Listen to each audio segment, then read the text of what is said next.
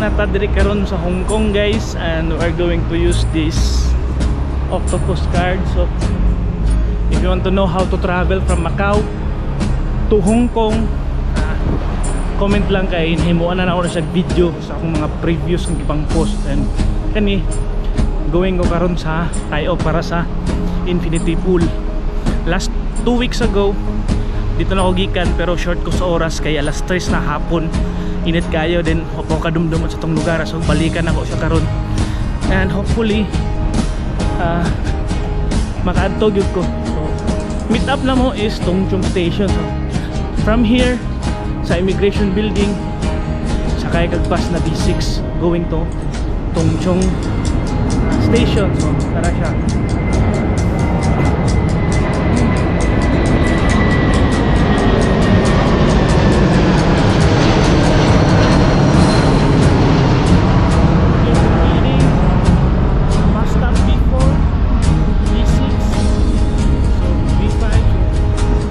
Natin yung bus stop na B6 going to MRT Tung Chung Station. Fall in line. Let's go. Now kani siya nga trail na akong gapilan, wala kay ko ga prepare kay nagsalig mo ko kay nama ko'y kauban. Ako ring i-recognize ang mga Hong Kong Saturday Hikers group. So abi na og kaya ra nako adto kung ako ra isa. It turns out nga lisod dili kaya ko mo ra isa. And a friendly reminders lang po sa mga ingani nga mga activity. Dapat body system gid mo na ako di ko mo allow nga mag-trek og river nga ako lang isa. Usa sa rason is safety reason, safety concern. Simba kung unsay may tabo nimo, wala kay kaalalay. Mapareha ka sa movie nga 127 Hours ni James Franco nga giputol ang ihang kamok ngayang braso para siya maka-escape kay nalukong man siya. So di na nako na i-detalye. Kaning streams Manchong po isolated part na siya, very remote, and nindot kayo ang view, guys. Ako ipakita sa inyo first waterfalls. Dira mi nangaon daan, ligo-ligo gamay. Although namin nakauban nakasabay po mga trekkers, mga Hong Kong residents, siguro na sila, mga batanon po. Tapos mga tigulang na mga photography enthusiasts. And then pag abot na mo sa second tier dito, so mo ni siya ang second tier nga waterfalls. Let's do it! Travel Adventure Series featuring Manchong Po streams and 6-tier waterfalls. So tinod lang, naabtan mi ulan, pat, rain or shine, kompleto, ready. Waterproof bag ang gamit. And dili to hindrance sa mo. Although na action may kabalak ka, kaya ang ilang concern is what if mo saka ang tubig mo dako. Nagduduhan na sila. Asa ko as an observer sa mga ingana nga event, balaan nimo ang suba nga agyanan og taas nga tubig by way sa ilang rock formation. Pero kato confident man ko nga una dili mo saka ang tubig nga to kataas kay makita man sa bato silang rock formation. Na ikaduha, mulabay ra to siya nga ulan. So before pa na nag-forecast nami kung pila ka percent ang ulan kay safety concerns, prepare mo dapat. So mo na siya. Third tier, nindot gyapon. Fourth, so pag-abot dito, so dool lami. Isa na lang kalayat. Muna ang infinity pool sa taas. Ako nang gina-save ang akong battery.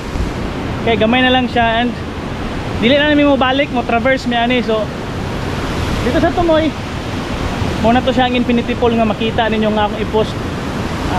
Tanawan na lang ninyo. Nakulong nami. Mga nilayat ni Tabuk kay it's one of a lifetime opportunity nga naako sa Hong Kong o taga Macau ko kapoy biyahe layo kayo, and dili nimo makapot ang imong tinguha tungod lang anang koral nga nakababag.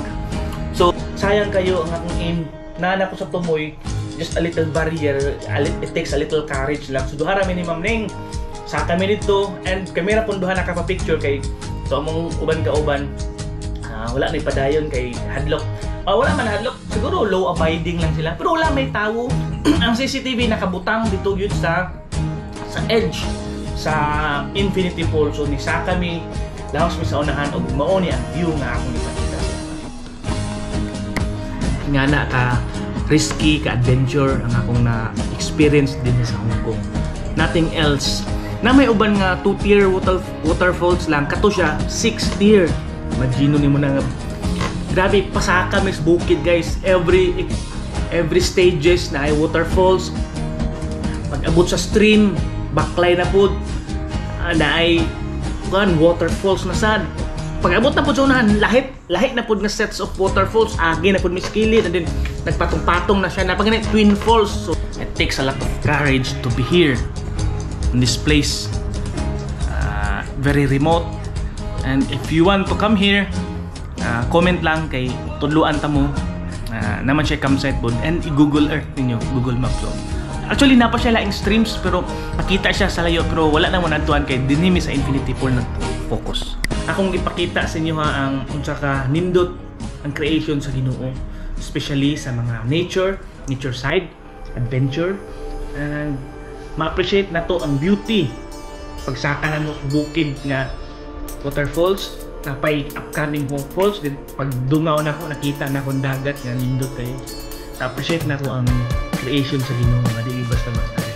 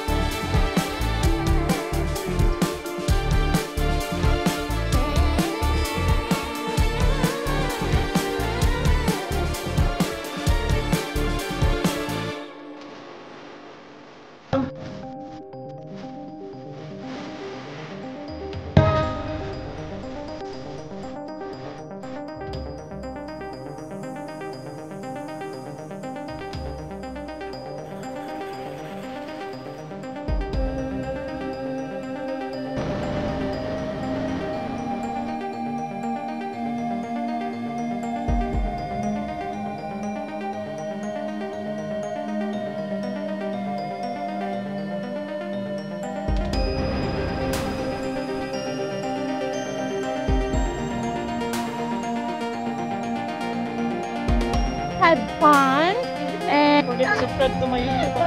hapon magkita nyo to dito kami nagali.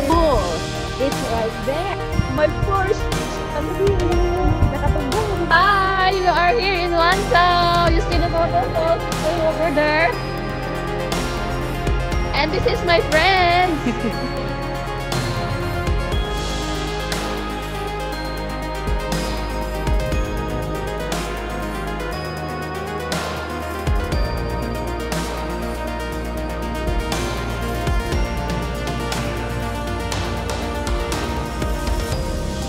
On this YouTube channel, because every week we're going to feature different places here in Hong Kong, since I live in Macau.